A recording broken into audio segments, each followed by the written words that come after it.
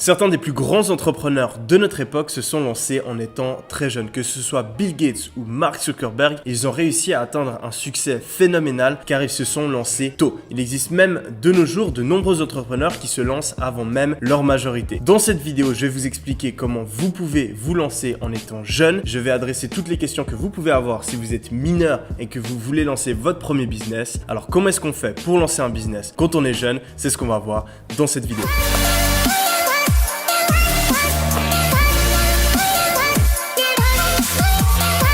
Là, on a les statistiques du mois.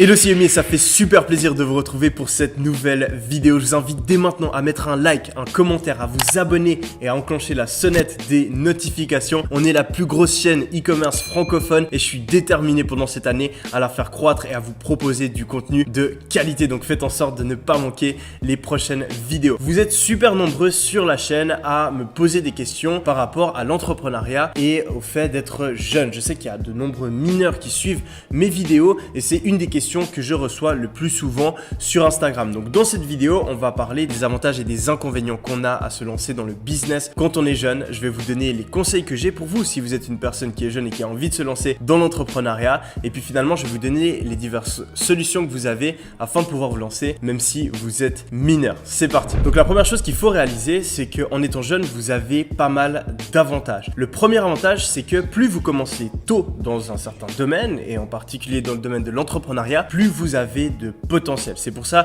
que la plupart des plus grands entrepreneurs de notre époque ont commencé en étant extrêmement jeunes. Deuxième chose, vous n'avez pas ou peu de responsabilités. Vous n'avez pas d'enfants à charge, vous n'avez pas d'emploi ou de responsabilités qui peuvent rendre le fait de se lancer dans un nouveau projet plus compliqué. Troisièmement, vous pouvez prendre plus de risques. C'est beaucoup plus compliqué pour une personne de 40 ans de se lancer, de mettre du temps, de l'argent, de l'énergie dans un projet et de voir ce projet ne pas fonctionner. Alors que quand on est jeune, c'est normal, on apprend, on peut passer 6 mois sur ce projet, 6 mois sur un autre, faire une erreur et puis ne pas réussir à faire fonctionner son business du premier coup est beaucoup moins grave. Quand on est jeune, on a aussi en général plus de temps et ça va être un énorme avantage pour lancer notre business. Et puis finalement, en général, quand on parle de business en ligne, les jeunes comprennent beaucoup mieux les différents outils qu'il va falloir utiliser et ça peut énormément vous aider. Par contre, il existe quand même certains désavantages à se lancer quand on est jeune. Le premier, c'est que vous serez probablement moins pris au sérieux. Selon moi, ça c'est un désavantage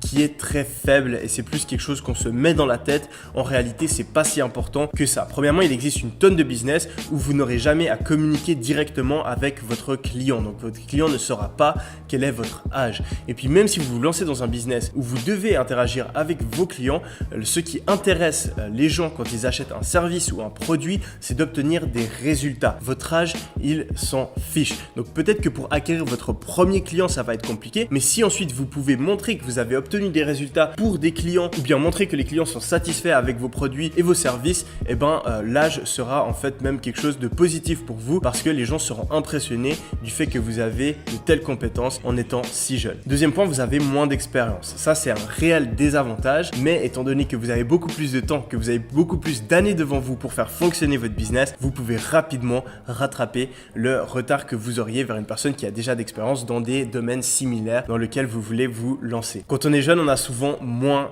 d'argent. Je vais vous expliquer par la suite comment on peut y remédier. Et puis finalement, le plus gros problème qui peut et qui est souvent rencontré par les personnes qui sont jeunes et surtout les personnes qui sont mineures, c'est que vous allez avoir des difficultés à ouvrir une structure légale, donc une entreprise pour pouvoir gérer votre business. Et puis ensuite, il peut y avoir d'autres difficultés comme par exemple l'ouverture d'un compte bancaire, etc., etc.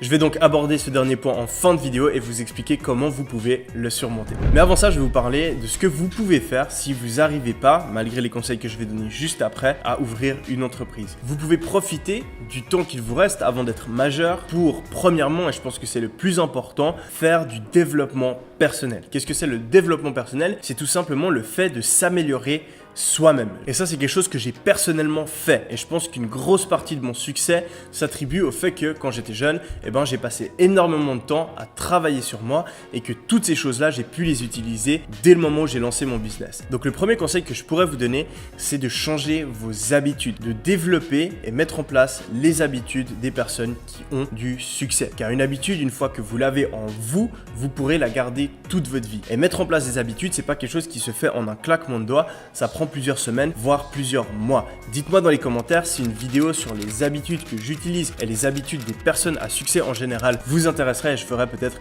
une vidéo sur le sujet. Ensuite, vous pouvez profiter de cette période pour mettre de l'argent de côté. En étant mineur, il y a quand même un certain nombre d'options qui s'offrent à vous pour gagner de l'argent. Ça peut être travailler pour vos parents. Je me rappelle que moi à l'époque, je faisais certaines tâches à la maison pour gagner de l'argent directement auprès de ma mère. Vous pouvez aussi dès l'âge de 16 ans aller faire un certain nombre de petits jobs pour mettre de l'argent de côté. Et puis un troisième point que je recommande fortement, c'est de faire ce qu'on appelle du freelance. Donc ça va être tout simplement le fait de s'inscrire sur des sites comme 5euros.com, Fiverr, etc. De développer des compétences telles que le graphisme, le montage vidéo, la création de logos, la création de boutiques e-commerce, la création de pages de vente, la création de sites web, etc. Et de proposer ces différents services via ces sites. Ça, c'est quelque chose que vous pouvez faire en étant mineur. Et puis au pire, si vous ne pouvez pas le faire, vous demandez juste le compte bancaire de vos parents et puis l'argent sera envoyé à vos parents. C'est une très très bonne manière de faire des centaines voire des milliers d'euros que vous pourrez par la suite réinvestir dans votre business. Vous pouvez aussi profiter de cette période-là pour développer des compétences. Donc par exemple, apprendre à faire une boutique e-commerce. Vous n'avez pas besoin d'être déclaré pour apprendre à créer un site web, créer une boutique. Vous n'avez pas besoin d'être déclaré pour apprendre à faire des publicités Facebook. Vous n'avez pas besoin d'être déclaré pour apprendre à trouver des produits, apprendre et comprendre le marketing. Vous n'avez pas besoin d'être déclaré pour comprendre comment est-ce que ça marche au niveau du business, au niveau organisationnel, comment engager des employés, etc., etc. Donc il y a un tas d'informations que vous pouvez récolter en regardant des vidéos sur YouTube, en achetant des formations en ligne et puis surtout en lisant des livres qui vous seront très utiles pour la suite. Donc si vous ne pouvez pas encore lancer de business, vraiment prenez le temps d'apprendre. C'est le conseil principal que j'ai envie de donner dans cette vidéo. Donc finalement, je vais vous donner les différentes stratégies que vous avez pour lancer un business en étant mineur. J'ai reçu cette question des milliers de fois. Est-ce que je peux me lancer dans le dropshipping si j'ai 16 ans? Donc la réponse est oui, vous pouvez faire du dropshipping, vous pouvez gérer le business. Le seul truc que vous pouvez pas faire,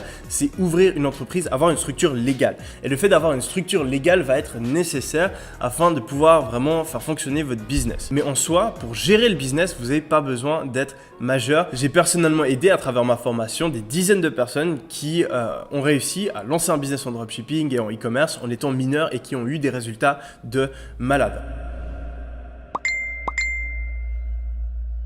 Alors comment est-ce qu'elles ont fait ces personnes? Alors première chose, et c'est la manière la plus courante, c'est d'être accompagné de ces parents. Donc c'est le fait en fait d'avoir un de vos parents qui ouvre le business à votre place et ensuite après vous pouvez tout faire. C'est juste lui qui va créer l'entreprise, comme ça vous êtes déclaré. Je sais que c'est suivant que moi quelque chose qui peut être compliqué pour les personnes mineures parce que les parents ne comprennent pas forcément ce que c'est le business en ligne, etc. Donc je vais vous expliquer dans le slide d'après comment est-ce que vous pouvez convaincre vos parents de vous laisser vous lancer et de vous aider à ouvrir votre entreprise. La deuxième possibilité, c'est d'être accompagné par un proche. Donc vous pouvez le faire avec je sais pas, votre frère, votre soeur, votre cousin, un ami qui est plus âgé. Troisième possibilité, trouver un associé. Donc là, j'ai l'exemple d'un des membres de ma formation qui faisait du freelance. Donc comme je vous l'ai dit avant, il faisait des pages produits pour des sites de e-commerce. Et en fait, il s'est super bien entendu avec un de ses clients. Donc il y a une personne qui l'a payé pour justement réaliser les pages produits. Et ensuite, ils se sont associés sur le business et ils ont utilisé du coup l'entreprise de l'autre personne qui, elle, était majeure. Et donc c'est comme ça que cette personne a réussi à pouvoir faire du e-commerce en étant mineur. Donc c'est un exemple que je peux vous donner, mais vous pouvez trouver un associé qui est majeur et à travers son entreprise réussir à générer vos premiers revenus. On a la quatrième option qui est de faire une demande d'émancipation. Donc si vous êtes français, vous pouvez demander à un juge de vous émanciper et ensuite vous aurez le droit dès 16 ans de créer votre entreprise. C'est un procédé qui est un petit peu long, qui est compliqué, mais de nouveau je connais des personnes qui l'ont fait et pour qui ça a marché. Donc si ça vous intéresse, allez regarder sur internet, il y a toutes les informations qui sont là, mais c'est une procédure qui est longue et compliquée et qui s'adresse seulement aux personnes les plus déterminées à lancer leur business. Finalement, et pour terminer cette vidéo, je voulais vous donner mes différents conseils si vous voulez justement convaincre vos parents d'ouvrir une entreprise à votre place, car c'est vraiment la meilleure solution en soi si vous êtes mineur. Alors le premier truc qu'il faut comprendre, et ça c'est de manière générale dans toute négociation ou quand vous voulez persuader, convaincre quelqu'un, il faut se mettre à la place de la personne. Donc, qu'est-ce que pensent vos parents? De manière générale, vos parents, ils vont penser que les études, c'est vraiment le meilleur moyen pour leur enfant de réussir et d'être en sécurité. Ils vont donc vraiment essayer de vous pousser vers les études et vous décourager d'entreprendre d'autres projets qui s'éloignent de cette voie classique. Deuxièmement, ils comprennent pas grand-chose en général, bien sûr, au business en ligne et à Internet. Et quand on comprend pas quelque chose, on en a peur. Peut-être qu'ils voient aussi de mauvaises informations à la télé, dans les journaux, etc. Et ils ont peur que vous vous embarquiez dans quelque chose qui pourrait être nuisible pour vous et vous apporter des problèmes. Et puis troisièmement, il veut tout simplement vous protéger. Vos parents vous aiment. Le but, c'est que vous ayez la meilleure vie possible dans leurs yeux. Et en fait, ils comprennent pas en quoi l'entrepreneuriat, ça peut être bénéfique pour vous. Donc le but, ça va être de répondre à ces différentes inquiétudes qu'ont vos parents. Donc premièrement, le truc qu'il faut de toute façon faire, c'est leur assurer que vous allez continuer les études et que votre focus principal, c'est les études. Si vous arrivez vers vos parents et vous dites « Ouais, moi j'ai plus envie d'aller à l'université, en fait je vais me lancer dans le dropshipping, j'ai vu des vidéos sur internet », 99% des parents vont être contre. Donc ce que je ferais, moi personnellement, c'est que j'irais vers un de mes parents et je lui dirais « Oui, alors je m'engage à avoir ces notes là à l'école, t'inquiète pas, je vais finir l'université, je vais bien travailler à l'école, etc. Et en parallèle, si tu peux m'aider par rapport à ce projet-là que j'ai à côté, ce serait super cool. » Je me rappelle à l'époque, je faisais des espèces de contrats comme ça avec mes parents, où je m'engageais à faire quelque chose pour obtenir quelque chose en retour. Donc ça, c'est une bonne approche que vous pouvez utiliser. Et aussi, un truc que je mentionnerais, c'est qu'au lieu de passer mon temps sur les réseaux sociaux, sur la PlayStation, etc., tous les trucs que les parents n'aiment pas trop en général, au lieu de faire ça, je vais me lancer, je vais essayer de créer mon entreprise. Il n'y a pas de risque, il peut rien m'arriver, ça va juste être un apprentissage. Et puis même au final, si j'ai pas envie de continuer là-dedans, ce sera un avantage pour mon futur emploi. Donc de formuler la chose de cette manière, ça va vraiment augmenter vos chances que vos parents soient d'accord. Ensuite, le mieux, ce serait que vous ayez économisé votre propre argent et puis que vous puissiez engager vos économies et pas l'argent de vos parents quand vous lancez le business. Ça va être aussi un point qui va vous aider à les convaincre. Donc, faites des trucs comme le freelance, un petit travail, etc. Et comme ça, vous pouvez investir votre propre argent et vous n'êtes pas dépendant de vos parents à ce niveau-là. Et puis, troisièmement, il faut leur montrer que vous êtes renseigné et que vous savez vraiment de quoi vous parlez et que vous êtes vraiment déterminé à vous lancer là-dedans. Si vous dites à vos parents, oui, j'ai vu une vidéo sur internet, il y a Yomi Denzel qui est millionnaire, moi je veux devenir millionnaire comme lui, vos parents, ils vont se dire, ouais, c'est juste un gamin qui croit que tout est possible, il sait pas dans quoi il s'embarque, il va juste perdre son temps, perdre de l'argent, non, je vais pas le laisser faire ça. Si vous lui dites, non, alors voilà, en fait, ça se passe comme ça, il y a le e-commerce, ça c'est une manière que j'ai de commencer sans avoir de stock, je me suis renseigné, on peut faire les pubs sur ce réseau social comme ça, il y a beaucoup de gens qui réussissent à avoir des bons résultats avec ça, c'est pas facile, c'est un business, c'est vraiment un projet, d'abord je vais réfléchir à mon idée de produit, ensuite après je vais créer une boutique en ligne, tout ça c'est des compétences que je pourrais utiliser peut-être pour mon stage ou pour avoir un emploi plus tard, donc je me forme et en parallèle, je vais pouvoir essayer de vendre ce produit-là, d'obtenir des clients, de leur proposer un produit de qualité, etc. Et puis peut-être de partager avec eux, je sais pas, certaines vidéos que vous regardez sur internet, certaines ressources, que ce soit des livres que vous lisez en rapport avec l'entrepreneuriat, pour qu'ils voient vraiment que vous êtes sérieux et que c'est pas juste une idée où vous pensez naïvement en tant que personne jeune que vous allez devenir millionnaire avec un truc bizarre sur internet. Et puis il faut persister parce que si vos parents voient que vous revenez sans cesse avec le même sujet sur plusieurs semaines, plusieurs mois, au bout d'un moment c'est possible qu'ils craquent et qu'ils vous laissent et qu'ils justement ils fassent les démarches pour se déclarer à votre place. Le dernier point, c'est vraiment que vous sachiez exactement comment vous déclarer, vous puissiez donner à vos parents toutes les informations qu'il faut pour pouvoir créer une micro-entreprise si vous êtes en France ou bien une entreprise individuelle si vous êtes en Suisse, etc. Donc que vous connaissiez les règles et le processus qu'il va falloir suivre pour pouvoir avoir cette entreprise qui vous permettra de lancer votre business. Donc j'espère que cette vidéo vous a plu. On se retrouve la semaine prochaine pour une nouvelle vidéo sur la chaîne. C'était Yomi. Allez, ciao!